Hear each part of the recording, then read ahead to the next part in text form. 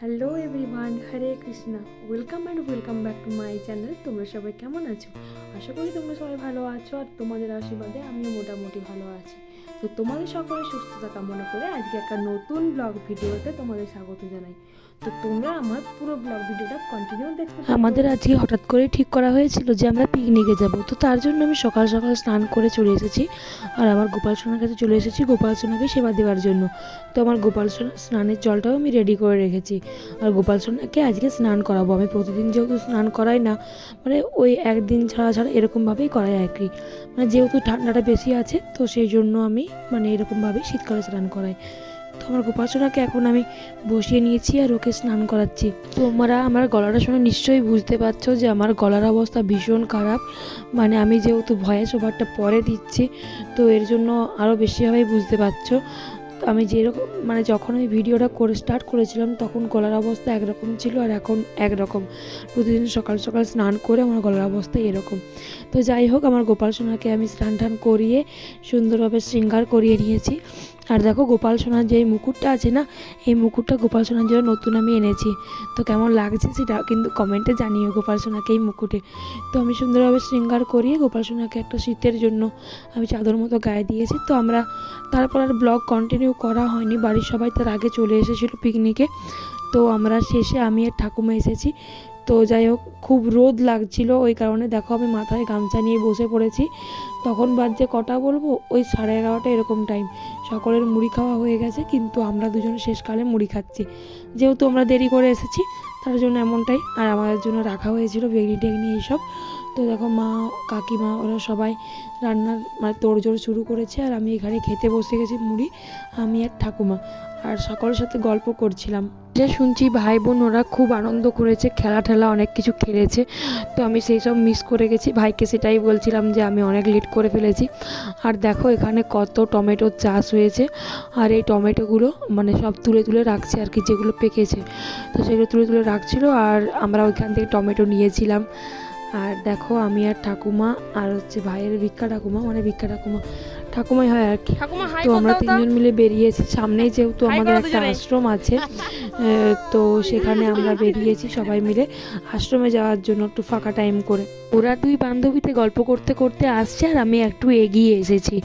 তো এই জায়গাটা আমার ছোটোর থেকেই অনেক প্রিয়, কারণ এখানে আমি ছোটোর থেকেই মানে আসতাম।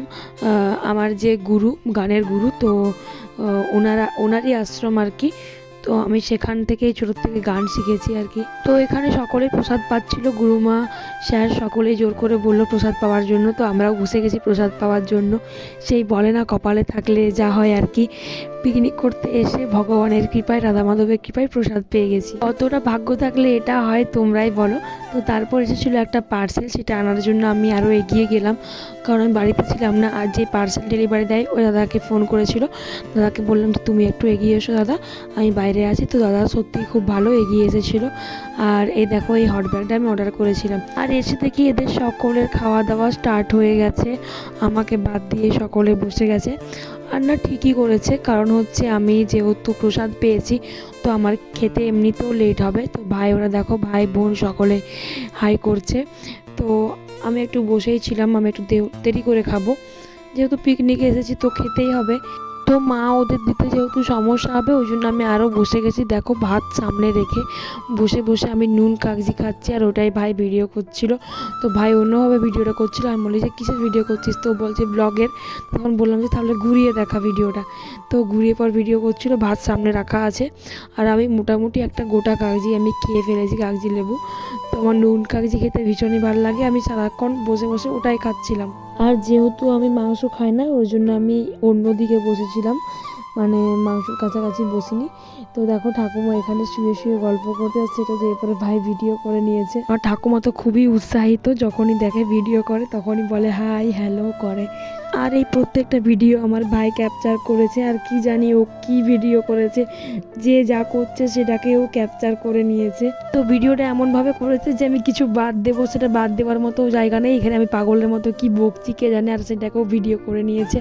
তারপর আমার ঠাকুমা বলছিল, মানে এমনভাবে গান বাজছিল যে নাচ করবে, তো নাচের জন্য উঠে পড়েছে আমার ঠাকুমা। দেখো, নাচ করা স্টার্টও করে দিয়েছে। তো উনি একা একা নাচ করবেন না, ওনার দুই নাতনির সঙ্গে নাচ করবে, তার জন্য আমাদেরকে ধরে নিয়ে এসছে নাচ করার করার জন্য। তো আমরা প্রথমটা একটু স্টার্টিং করিয়ে দিয়েছি, বাস তারপর আর কে নাগাল নাই, নাচতে একাই স্টার্ট করে দিয়েছে।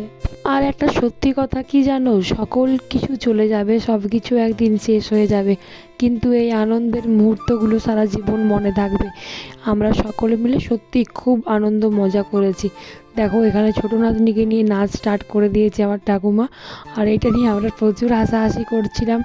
মানে কি বলবো, নাচতে ভালোবাসে, একটু আনন্দ পেলেই অনেক খুশি হয়ে যায় ঠাকুমা, তো সেটা দেখে আমাদেরও ভালো লাগে। যেহেতু গানটা দিলে গানে কপিরাইট চলে আসবে, ওই কারণে আমি গানটা দিতে পারিনি।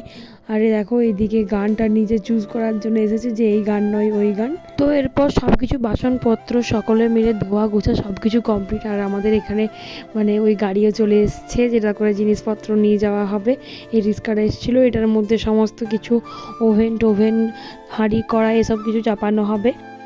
ও বন্ধুরা, আমার অবস্থাটা, সবাই এই গাড়ি করে আসছে আর আমাকে এখন দেখো এই সাইকেলে করে যেতে হচ্ছে, একা একা বাড়ি। যাই হোক চলো যাওয়া যাক বাড়ি। আর মুখ চোখের অবস্থা তো ভীষণই খারাপ হয়ে গেছে।